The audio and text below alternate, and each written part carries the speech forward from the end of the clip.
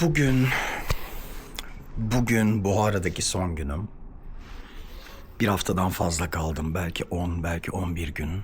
Belki daha fazla. Hakikaten bilmiyorum. Yani rüya gibi geçti. Gerçekten rüya gibi geçti. Çok güzeldi. Bakın bu benim kaldığım hostel. Kaldığım en rahat hostellerden bir tanesi.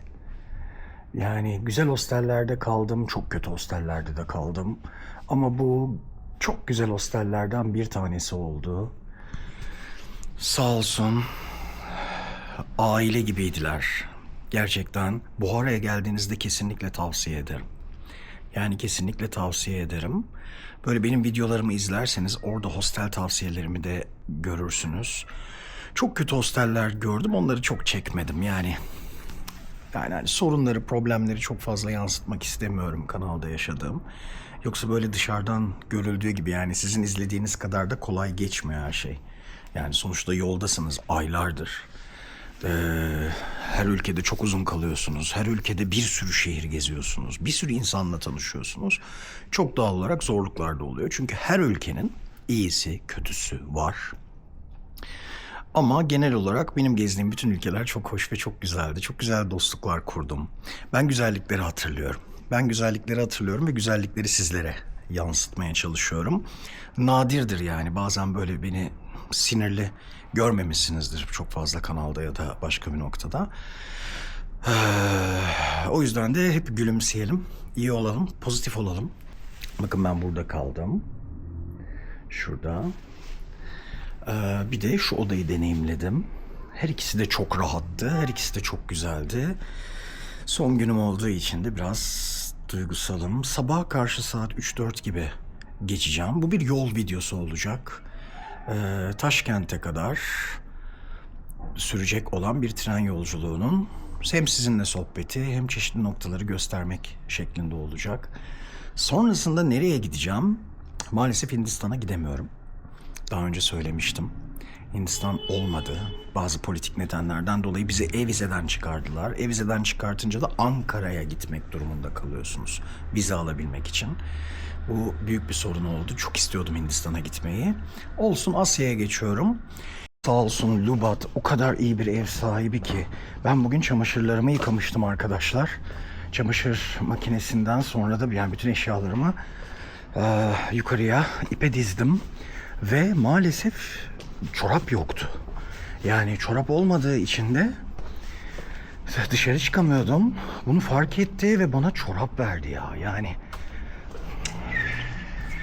gerçekten çok güzel insanlar ya. Sağ olsun, sağ olsun. Ben normalde böyle sabahları duş alırım ama yolculuğa çıkmadan önce bir kere daha duş alıyorum. Gezginler hakkında genelde bir ön yargı vardır. Hepsi değil, her insan için konuşmuyorum ama bir kısım insanda bir ön yargı vardır. Hani pistir, kirlidir, bir derecede haklıdır da yani yoldayız sonuçta, sürekli yoldayız. Hani ben bu ön yargıyı bildiğim için normalde hani dikkat ediyorum da demem. Ben normalde zaten o tip kişisel temizlik süreçlerime dikkat ederim. Sakal hariç ya da şu bu hariç ama yolda tabii bir tık daha zor oluyor fakat burası çok rahattı. O yüzden de genelde bu benim hayat kuralımdır. Yolculuğa çıkmadan önce mutlaka duş alırım. Şimdi de aldım. Odayı temizledim ve Lubat'a teslim ettim. Şimdi nereye gidiyorum? Şimdi dostlar Buhara'da bir ünlü yemek daha var. Dün onu öğrendim. İsmi kayış. Bu yemeği denemeye gidiyoruz. Bu yemeği bir deneyeceğiz. Kayışı. Arkadaşlar bu şekilde yapılıyor yiyeceğim yemekler. Şöyle hamurları görüyor musunuz? Tam şurada. Evet.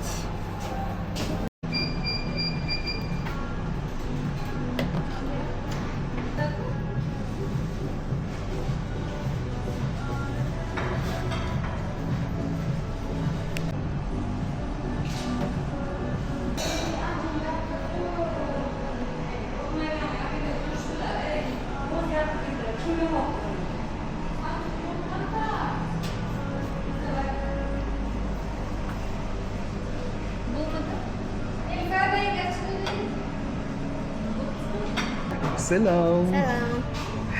İsmin ne? Adın ne? Hanifa. Hanife. Memnun oldum Hanife. Memnun oldum. Teşekkür ederim. Özbekistan demek güzel yemek demek, muhteşem yemek demek. Bakın bu kayış. Bu kayış ilk defa deneyeceğim. Bu da pilmin. Pilmin diyorlar. Bu bizim mantıya biraz benziyor ama ıspanaklı da var içinde. Kıymalı ıspanaklı. Ben böyle yarı yarıya yaptırdım. İsterseniz sadece kıymalı ya da sadece ıspanaklı olabiliyor. Bu da kayış. Bunu ilk defa deneyeceğim. Hamurun üzerine bir miktar yağ koydular. Sonra yoğurt koydular. Sonra çeşitli baharatlar koydular. Sonra da bir daha şöyle sos gibi bir şey koydular. Bakalım nasıl olacak. Bu elma suyu, salataları da biliyorsunuz. Ben bu pastaneyi çok sevdim. Çok ucuz. Bütün bunların hepsine ben 100.000 Özbek sonu verdim. 2 tane kocaman salata, elma suyu ve 2 tabak yemek gördüğünüz gibi. Hadi şimdi deneyelim. Bu kayış arkadaşlar Buhara'nın ünlü bir yemeğiymiş. Hamurları biraz büyük olduğu için zor alınıyor.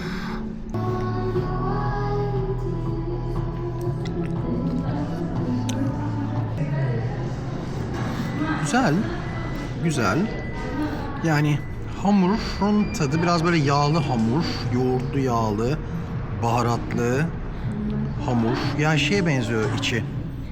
Su böreğinin içine benziyor. Yani su böreğinin içi gibi arkadaşlar. Diğer yemeği deniyorum. Buna böyle tereyağı da koyuyorlar.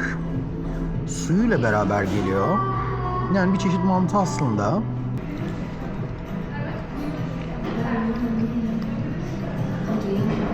Bu ıspanaklıydı.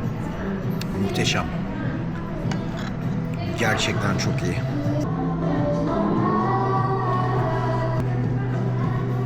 Arkadaşlar gerçekten çok iyi ya.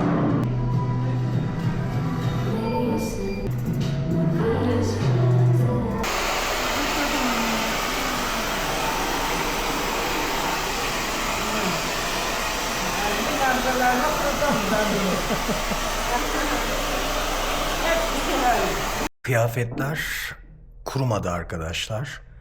Hava çok soğuk. Sağ olsun hostel sahibim fön makinesiyle bir miktar kuruttu.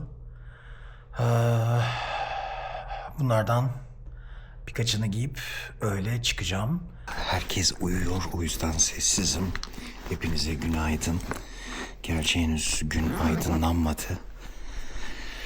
Sessiz konuşuyorum insanları uyandırmamak için. Hostelden çıkıyorum. Evet, yeniden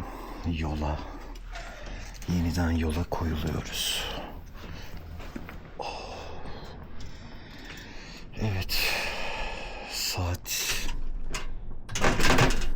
yaklaşık 3:30. Buhara'daki hostelimden yavaş yavaş ayrılıyorum dostlar. Buhara'nın tren istasyonuna geldik.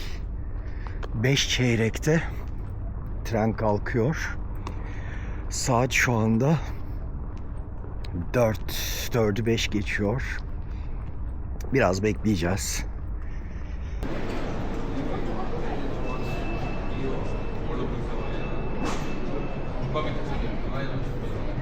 Sen güzelliğin daniskası mısın? Sen nasıl güzel bir şeysin? Sen Beşiktaşlı mısın yoksa ha? Bak bakayım bana. Beşiktaş'ın yeni forması mı bu? Sen nasıl tatlı bir şeysin ya? Sen nasıl güzel bir şeysin Allah'ım. Trenimiz bu. Evet, Buhara'dan Taşkent'e yaklaşık 6 saatlik bir yolumuz olacak. Uzun bir tren. Farklı ülkelerde treni deneyimlemek çok güzel bir duygu. Şimdi trene geçiyoruz ve Taşkent'e gidiyoruz. Buhara'dan ayrılacağım için gerçekten üzgünüm. Bir gün tekrar geleceğim şehirlerden bir tanesi inşallah, Allah izin verirse.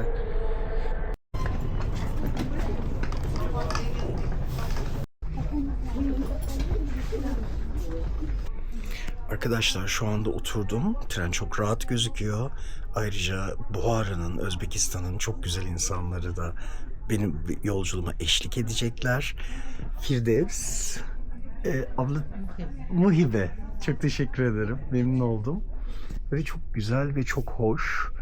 Şimdi oturdum. Gayet rahat.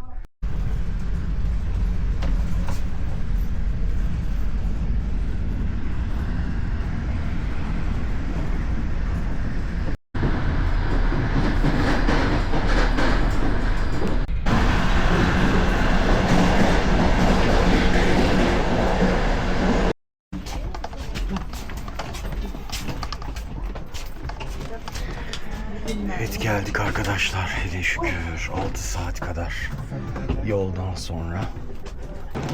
Evet, Taşkent istasyonundayız şu anda.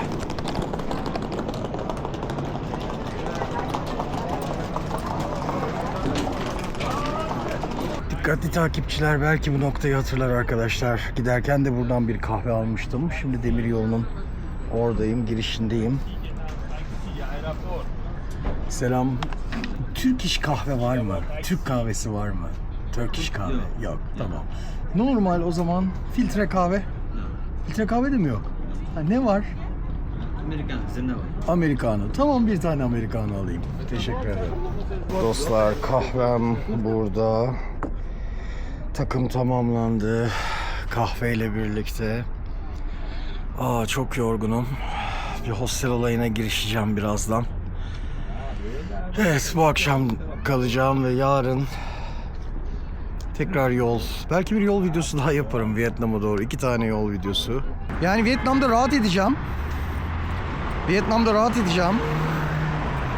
Beni orada bir arkadaş bekliyor.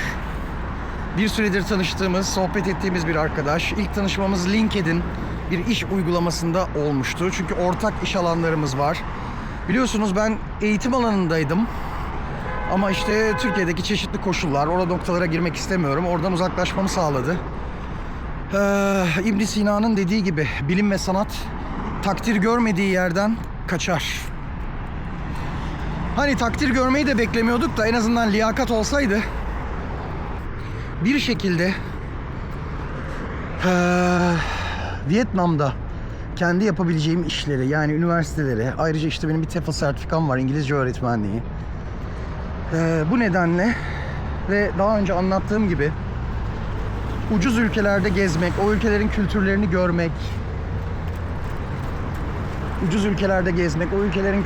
görmek, için yola çıktım ama aynı zamanda yeni bir hayat kurma ihtimalim de her zaman bir cepte vardı. Yani gittiğim yerlere bakıyordum. Vietnam'da çok enteresan bir olay oldu. Bahsettiğim arkadaşım beni bir süredir sosyal medyadan ve YouTube kanallarımdan takip ediyormuş. Şaşırdım açıkçası. Ciddi anlamda şaşırdım. Şimdi böyle parça parça o kadar destek oldu ki bana. Yani Vietnam'a normal başvuru yapmıştım. İşte e-vize. Ulaşamıyorsunuz arkadaşlar. Yani ben mi yapamadım, ben mi beceremedim bilmiyorum ama parayı yatırıyorsunuz. Para yatıyor. Ondan sonra belgeyi dolduruyorsunuz. Belgede sürekli olarak eksik var, şurada eksik var, burada eksik var. Yani nerede eksik var noktasındaydım. Tam böyle gerçekten de nereye yazdım bilmiyorum ama onun takip ettiği noktalardan birine dedim ki yani ben Vietnam'a gitmeyi çok istiyordum. Gerçekten yıllardır yani Vietnam-Amerika Savaşı'nı ayrıntılarıyla bilirim. Ho Chi Minh'in yazdığı 3 kitabı okudum. Ho Chi Minh'i bilirim. Yani hani bir şeyi bilirim demek tabii çok ukalaca bir şey. Ne kadar bilirsin o da ayrı bir konu ama yani genel düzeye göre çok daha fazlasını bilirim. Amerika-Vietnam Savaşı üzerine. Vietnam Savaşı demek istemiyorum. Çok ideolojik bir tavırdır o. Yani neden Vietnam Savaşı? Bence Amerika Savaşı. Hep böyle ilgi alanımın içerisindeydi. O yüzden de gitmek istiyordum. Ama bir anda böyle bir arkadaşla karşılaşmak, böyle bir destekle karşılaşmak yani yüreğimi çok ısıttı. Ne kadar kalırım? Hiçbir fikrim yok. Ona da gittiğimde karar vereceğim. Ama dostlar enteresan bir biçimde evim hazır. Evdeki terliklerden perdeye kadar her şey hazır. Yani böyle şaşırdım açıkçası. Yani o kadar değerli bir şey yaptı ki. Böyle ilk bana gösterdiğinde ben böyle şok oldum ve gerçekten gözümden yaş geldi. Şimdi Vietnam'da ne olacak, ne bitecek gerçekten bilmiyorum. Ben biraz fark etmişsinizdir, yani sürekli izleyenler fark etmiştir. Surf yapıyorum, yani dalganın üzerinde surf yapıyorum. İnşallah düşmem. Ama düşsek de yani kalkmasını öğrendik ya. Yaşam bir şekilde bunu öğretiyor hepimize.